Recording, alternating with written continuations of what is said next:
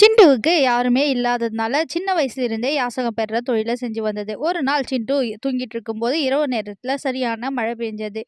கடற்கரைக்கு பக்கத்தில் சிண்டுவோடைய வீடு இருந்ததுனால மழை அதிகமாக பொழியவே சிண்டுவோடைய வீடு ஃபுல்லாக விரிசல் விட ஆரம்பிச்சது.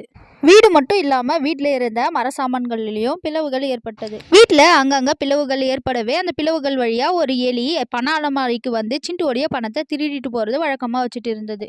வர வர இந்த பிச்சைக்காரன் எறும்பு சீக்கிரமா பணத்தை கொண்டு வந்து வைக்கவே மாட்டேன்றான். இவ்வளவு நேரம் தான் இந்த பணத்துக்காக கண்ணை முழிச்சிட்டு உட்காந்துட்டு இருக்கிறது. எனக்கு வேற பிபி சுகர்னு இருக்கு.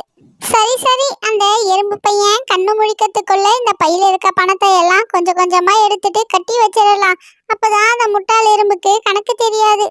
எலி அந்த 3 பையில இருந்த பணத்தையும் கொஞ்சம் கொஞ்சமாக எடுத்தது. அப்பாவியான சிண்டு எறும்பு கஷ்டப்பட்டு சம்பாதிச்ச எல்லா பணத்தையும் இந்த எலி திருடிட்டு வந்து அதனுடைய வாழ்க்கையை மட்டும் ரொம்பவே சொகுசாக வாழ்ந்துட்டு வந்தது.